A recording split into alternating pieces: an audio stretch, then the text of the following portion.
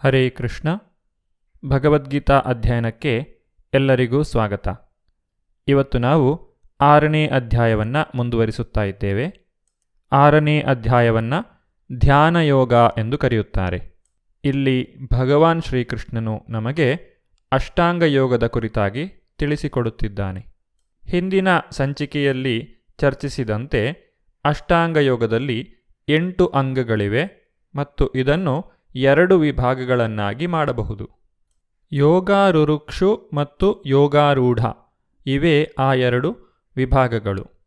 ಆರಂಭಿಕ ಹಂತದಲ್ಲಿ ಯೋಗಿಯನ್ನು ಯೋಗಾರುರುಕ್ಷು ಎಂದು ಕರೆದರೆ, ಮುಂದುವರಿದ ಹಂತದಲ್ಲಿ ಯೋಗಿಯನ್ನು ಯೋಗಾರೂಢ ಎಂದು ಕರೆಯುತ್ತಾರೆ.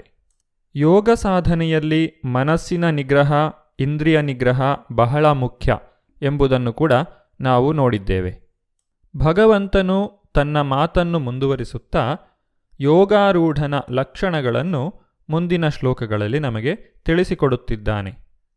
ಅಂದರೆ ಅಷ್ಟಾಂಗ ಯೋಗದಲ್ಲಿ ಬಹಳ ಮುಂದುವರಿದಿರುವಂತಹ ವ್ಯಕ್ತಿಯು ಯಾವ ರೀತಿಯಾಗಿ ಇರುತ್ತಾನೆಂದರೆ, ಜಿತಾತ್ಮನಃ ಪ್ರಶಾಂತಸ್ಯ ಪರಮಾತ್ಮ ಸಮಾಹಿತಃ ಶೀತೋಷ್ಣ ಸುಖ ದುಃಖೇಷು ತಥಾ ಮಾನಾಪಮಾನಯೋ.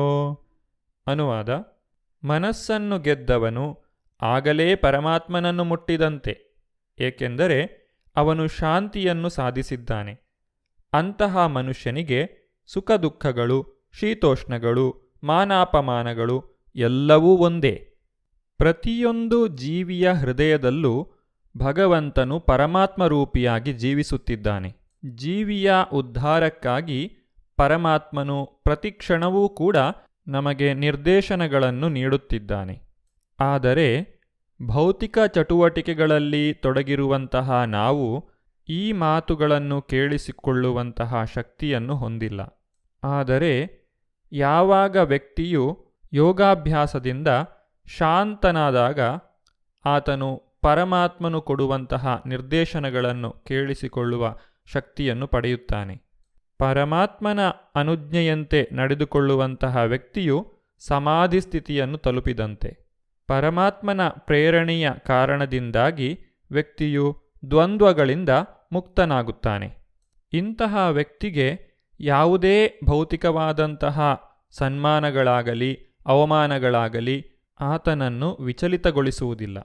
ಜ್ಞಾನ ವಿಜ್ಞಾನ ತೃಪ್ತಾತ್ಮ ಕೂಟಸ್ಥೋ ವಿಜಿತೇಂದ್ರಿಯಃ ಯುಕ್ತ ಇತ್ಯುಚ್ಯತೆ ಯೋಗಿ ಸಮಲೋಷ್ಟ್ರಾಶ್ಮಕಾಂಚನಃ. ಅನುವಾದ: ಒಬ್ಬ ಮನುಷ್ಯನು ತಾನು ಗಳಿಸಿದ ಜ್ಞಾನ ಮತ್ತು ಸಾಕ್ಷಾತ್ಕಾರಗಳಿಂದ ಸಂಪೂರ್ಣ ತೃಪ್ತಿಯನ್ನು ಪಡೆದಿದ್ದರೆ ಆತನು ಆತ್ಮಸಾಕ್ಷಾತ್ಕಾರದಲ್ಲಿ ಸ್ಥಿರನಾಗಿರುವನೆಂದೂ ಮತ್ತು ಯೋಗಿಯೆಂದೂ ಹೇಳುತ್ತಾರೆ. ಇಂತಹ ಮನುಷ್ಯನು ಸಮಾಧಿಯಲ್ಲಿದ್ದು ಇಂದ್ರಿಯಗಳನ್ನು ಗೆದ್ದಿರುತ್ತಾನೆ. ಮಣ್ಣಾಗಲಿ ಕಲ್ಲಾಗಲಿ ಅಥವಾ ಚಿನ್ನವಾಗಲಿ ಎಲ್ಲವನ್ನೂ ಆತನು ಒಂದೇ ರೀತಿಯಾಗಿ ಕಾಣುತ್ತಾನೆ. ಭೌತಿಕ ಇಂದ್ರಿಯ ಭೋಗದಲ್ಲಿ ತೊಡಗಿರುವಂತಹ ವ್ಯಕ್ತಿಗೆ ಆಧ್ಯಾತ್ಮಿಕ ವಿಷಯಗಳು ರುಚಿಸುವುದಿಲ್ಲ. ಇದನ್ನು ಒಬ್ಬ ರೋಗಿಯ ಸ್ಥಿತಿಗೆ ಹೋಲಿಸಬಹುದು. ಜ್ವರ ಬಂದಾಗ ನಮಗೆ ಆಹಾರವು ರುಚಿಸುವುದಿಲ್ಲ. ಆದರೆ ಯಾವಾಗ ಈ ರೋಗದಿಂದ ವ್ಯಕ್ತಿಯು ಹೊರಗೆ ಬರುತ್ತಾನೋ ಆಗ ಆತನಿಗೆ ಆಹಾರವು ರುಚಿಸುತ್ತದೆ. ಅಂದರೆ ವ್ಯಕ್ತಿಯು ಯೋಗಾಭ್ಯಾಸದಲ್ಲಿ ತೊಡಗಿ ತನ್ನ ಮನಸ್ಸನ್ನು ಶಾಂತಗೊಳಿಸಿ ಪರಮಾತ್ಮನ ಮಾತುಗಳನ್ನು ಕೇಳಲು ಪ್ರಾರಂಭಿಸಿದಾಗ ಆತನು ಆಧ್ಯಾತ್ಮಿಕವಾದ ಅಮಿತಾನಂದವನ್ನು ಸವಿಯಲು ಅರ್ಹನಾಗುತ್ತಾನೆ. ಭಗವಾನ್ ಶ್ರೀಕೃಷ್ಣನ ದಿವ್ಯವಾದ ನಾಮ, ರೂಪ, ಗುಣ ಮತ್ತು ಲೀಲೆಗಳ ಆಧ್ಯಾತ್ಮಿಕ ಸ್ವಭಾವವನ್ನು ಅವನು ಅರ್ಥ ಮಾಡಿಕೊಳ್ಳಬಲ್ಲ. ಭಗವದ್ಗೀತೆ ಎಂಬುದು ಒಂದು ಕೃಷ್ಣ ಪ್ರಜ್ಞೆಯ ವಿಜ್ಞಾನ. ಅದನ್ನು ಐಹಿಕ ಪಾಂಡಿತ್ಯ ಮಾತ್ರದಿಂದಲೇ ಯಾರಿಗೂ ಅರ್ಥ ಮಾಡಿಕೊಳ್ಳಲು ಸಾಧ್ಯವಿಲ್ಲ. ಒಬ್ಬ ಪರಿಶುದ್ಧ ಭಕ್ತನ ಸಂಘದಿಂದ ಮಾತ್ರ ನಾವು ಈ ಕೃಷ್ಣ ಪ್ರಜ್ಞೆಯನ್ನು ಬೆಳೆಸಿಕೊಳ್ಳಲು ಸಾಧ್ಯ. ಕೃಷ್ಣ ಪ್ರಜ್ಞೆಯಲ್ಲಿ ಮುಂದುವರಿದಂತಹ ವ್ಯಕ್ತಿಗೆ ಭೌತಿಕ ಐಶ್ವರ್ಯಗಳು ತೃಣಕ್ಕೆ ಸಮಾನವಾಗಿರುತ್ತವೆ. ಕೃಷ್ಣನ ಸೇವೆಗಾಗಿ ಅವುಗಳನ್ನು ಆತನು ಸ್ವೀಕರಿಸಬಹುದೇ ವಿನಃ ತನ್ನ ಸ್ವಂತ ಇಂದ್ರಿಯ ತೃಪ್ತಿಗಾಗಿ ಅದನ್ನು ಯಾವತ್ತೂ ಆತನು ಬಳಸುವುದಿಲ್ಲ. ಸಮಾಜದಲ್ಲಿ ಇರುವಂತಹ ಬೇರೆ ಬೇರೆ ವ್ಯಕ್ತಿಗಳ ಜೊತೆಗೆ ಇಂತಹ ಯೋಗಿಗಳು ಹೇಗೆ ವರ್ತಿಸುತ್ತಾರೆ ಎಂಬುದನ್ನು ಮುಂದಿನ ಶ್ಲೋಕದಲ್ಲಿ ತಿಳಿಸಿದ್ದಾರೆ. ಇದು ಇನ್ನೂ ಮುಂದುವರಿದಂತಹ ಸ್ಥಿತಿ, ಏಕೆಂದರೆ ಹಿಂದಿನ ಶ್ಲೋಕದಲ್ಲಿ ಕೇವಲ ನಿರ್ಜೀವ ವಸ್ತುಗಳ ಕುರಿತಾಗಿ ಹೇಳಿದರೆ ಈ ಶ್ಲೋಕದಲ್ಲಿ ವ್ಯಕ್ತಿಗಳ ಕುರಿತಾಗಿ ಹೇಳಿದ್ದಾರೆ. ಸುಹೃದ್ಮಿತ್ರ ಅರಿ ಉದಾಸೀನಂ ಮಧ್ಯಸ್ಥ ದ್ವೇಷ್ಯ ಬಂಧುಷು ಸಾಧುಷ್ವಪಿ ಚ ಪಾಪೇಷು ಸಮಬುದ್ಧಿರ್ವಿಶಿಷ್ಯತೆ. ಅನುವಾದ: ಪ್ರಾಮಾಣಿಕ ಹಿತೈಷಿಗಳು, ಪ್ರೀತಿಯ ಮಿತ್ರರು, ಉದಾಸೀನದಿಂದ ಇರುವವರು, ಮಧ್ಯವರ್ತಿಗಳು, ಅಸೂಯಾಪರರು, ಬಂಧುಗಳು, ಶತ್ರುಗಳು, ಸಾಧುಗಳು ಎಲ್ಲರನ್ನೂ ಸಮಭಾವನೆಯಿಂದ ಮನುಷ್ಯನು ಕಾಣಬಲ್ಲವನಾದಾಗ ಆತನನ್ನು ವಿಶೇಷವಾಗಿ ಉನ್ನತನೆಂದು ಪರಿಗಣಿಸುತ್ತಾರೆ. ಅಷ್ಟಾಂಗ ಯೋಗ ಸಾಧನೆಯನ್ನು ಮಾಡುವ ವಿಧಾನದ ಕುರಿತಾಗಿ ಭಗವಂತನು ಈಗ ನಮಗೆ ತಿಳಿಸಿಕೊಡುತ್ತಿದ್ದಾನೆ. ಯೋಗಿ ಯುಂಜೀತ ಸತತಂ ಆತ್ಮಾನಂ ರಹಸಿ ಸ್ಥಿತಃ ಏಕಾಕೀಯತ ಚಿತ್ತಾತ್ಮ ನಿರಾಶೀರ ಪರಿಗ್ರಹ. ಅನುವಾದ: ಯೋಗಿಯು ತನ್ನ ದೇಹ, ಮನಸ್ಸು ಮತ್ತು ಆತ್ಮಗಳನ್ನು ಪರಮಪ್ರಭುವಿನ ಸಂಬಂಧದಲ್ಲಿ ಸದಾ ತೊಡಗಿಸಬೇಕು.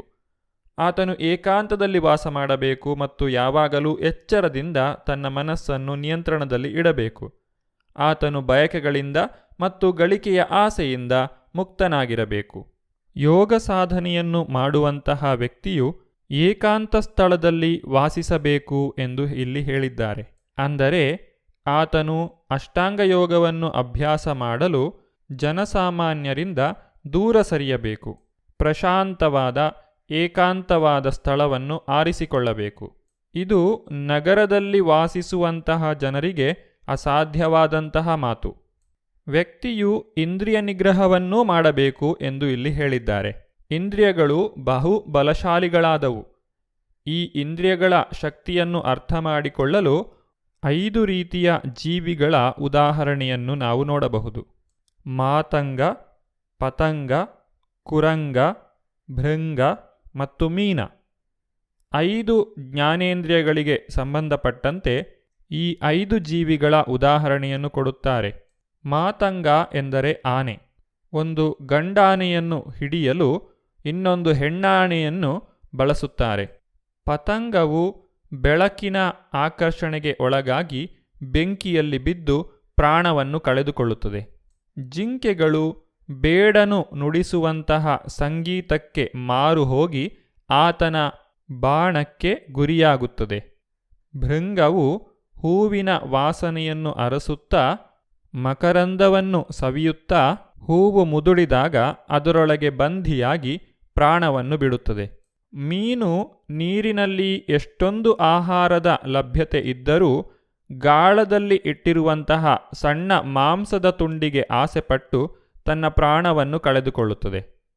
ಈ ರೀತಿ ಕಣ್ಣು, ಕಿವಿ, ಮೂಗು, ನಾಲಿಗೆ, ಚರ್ಮಗಳೆಂಬ ಪಂಚ ಜ್ಞಾನೇಂದ್ರಿಯಗಳಿಗೆ ಬಲಿಯಾಗಿ ಈ ಪ್ರಾಣಿಗಳು ಜೀವವನ್ನು ಕಳೆದುಕೊಳ್ಳುತ್ತವೆ. ಯೋಗಿಯು ಏಕಾಂತ ಸ್ಥಳದಲ್ಲಿದ್ದು ಇಂದ್ರಿಯ ಭೋಗದ ಕುರಿತಾಗಿ ಯೋಚನೆ ಮಾಡಬಾರದು. ಎಲ್ಲ ಇಂದ್ರಿಯಗಳನ್ನು, ಮನಸ್ಸನ್ನು ತನ್ನ ನಿಯಂತ್ರಣಕ್ಕೆ ತೆಗೆದುಕೊಳ್ಳಬೇಕು. ಆದ್ದರಿಂದ ಈ ಅಷ್ಟಾಂಗ ಯೋಗವು ಆಧುನಿಕ ಜೀವನ ಶೈಲಿಯ ಜನರಿಗೆ ಹೇಳಿದ್ದಲ್ಲ. ಇದನ್ನು ಸಾಧಿಸುವುದು ಸುಲಭ ಸಾಧ್ಯವಲ್ಲ.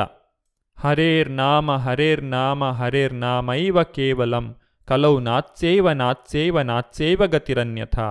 ಬೃಹನ್ ನಾರದೀಯ ಪುರಾಣದಲ್ಲಿ ಬರುವಂತಹ ಈ ಶ್ಲೋಕವು ಏನು ಹೇಳುತ್ತದೆಂದರೆ, ಹರಿನಾಮವನ್ನು ಬಿಟ್ಟರೆ ಈ ಕಲಿಯುಗದಲ್ಲಿ ಆತ್ಮಸಾಕ್ಷಾತ್ಕಾರಕ್ಕೆ ಬೇರೆ ಮಾರ್ಗವೇ ಇಲ್ಲ. ಇದನ್ನು 3 ಬಾರಿ ಹೇಳುವ ಮೂಲಕ ಇದರ ಗಂಭೀರತೆಯನ್ನು ತಿಳಿಸಿಕೊಟ್ಟಿದ್ದಾರೆ. ಹಾಗಾದರೆ ನಿಜವಾದಂತಹ ವೈರಾಗ್ಯ ಎಂದರೇನು? ಏಕಾಂತ ಸ್ಥಳದಲ್ಲಿ ವಾಸಿಸುವುದು ಎಂದರೇನು? ಇಂದ್ರಿಯಗಳನ್ನು ನಿಗ್ರಹಿಸುವುದು ಎಂದರೇನು? ನಗರಗಳಲ್ಲಿ ವಾಸಿಸುತ್ತಲೇ ವ್ಯಕ್ತಿಯು ಆತ್ಮಸಾಕ್ಷಾತ್ಕಾರವನ್ನು ಪಡೆಯಲು ಹೇಗೆ ಸಾಧ್ಯ? ಶ್ರೀಲ ರೂಪ ಗೋಸ್ವಾಮಿಯವರು ನಿಜವಾದ ವೈರಾಗ್ಯದ ಕುರಿತಾಗಿ ಭಕ್ತಿರಸಾಮೃತ ಸಿಂಧುವಿನಲ್ಲಿ ತಿಳಿಸಿಕೊಟ್ಟಿದ್ದಾರೆ. ಅನಾಸಕ್ತಸ್ಯ ವಿಷಯಾನ್ ಯಥಾರ್ಹಂ ಉಪಯುಂಜತಃ ನಿರ್ಬಂಧ ಕೃಷ್ಣ ಸಂಬಂಧೆ ಯುಕ್ತಂ ವೈರಾಗ್ಯ ಮುಚ್ಯತೆ. ಪ್ರಾಪಂಚಿಕತೆಯ ಬುದ್ಧಿಯ ಹರಿಸಂಬಂಧಿ ವಸ್ತುನಃ ಮುಮುಕ್ಷುಭಿಃ ಪರಿತ್ಯಾಗೋ ವೈರಾಗ್ಯಂ ಫಲ್ಗುಕಥ್ಯತೆ. ಅಂದರೆ ಮನುಷ್ಯನು ಯಾವುದಕ್ಕೂ ಅಂಟಿಕೊಳ್ಳದಿದ್ದಾಗ, ಆದರೆ ಎಲ್ಲವನ್ನೂ ಕೃಷ್ಣ ಸಂಬಂಧದಲ್ಲಿ ಸ್ವೀಕರಿಸಿದಾಗ ಆತನು ಸರಿಯಾದ ರೀತಿಯಲ್ಲಿ ವೈರಾಗ್ಯವನ್ನು ಅಭ್ಯಾಸ ಮಾಡುತ್ತಿದ್ದಾನೆ. ಅದರ ಬದಲು ಪ್ರತಿಯೊಂದನ್ನು ಅದಕ್ಕೆ ಕೃಷ್ಣನೊಡನಿರುವ ಸಂಬಂಧವನ್ನು ತಿಳಿಯದೆ ತಿರಸ್ಕರಿಸುವವನು ತ್ಯಾಗದಲ್ಲಿ ಅಷ್ಟು ಪರಿಪೂರ್ಣನಲ್ಲ ಎಂದು ಇಲ್ಲಿ ಹೇಳುತ್ತಾರೆ. ಎಲ್ಲವನ್ನೂ ಕೃಷ್ಣನ ಸೇವೆಯಲ್ಲಿ ತೊಡಗಿಸುವ ಮೂಲಕ ವ್ಯಕ್ತಿಯು ನಿಜವಾದ ವೈರಾಗ್ಯವನ್ನು ಸಂಪಾದಿಸಲು ಸಾಧ್ಯ. ಅಷ್ಟಾಂಗ ಯೋಗದ ಅಭ್ಯಾಸದ ಕುರಿತಾಗಿ ಹೆಚ್ಚಿನ ವಿಷಯಗಳನ್ನು ನಾವು ಮುಂದಿನ ಸಂಚಿಕೆಯಲ್ಲಿ ನೋಡೋಣ. ಧನ್ಯವಾದಗಳು.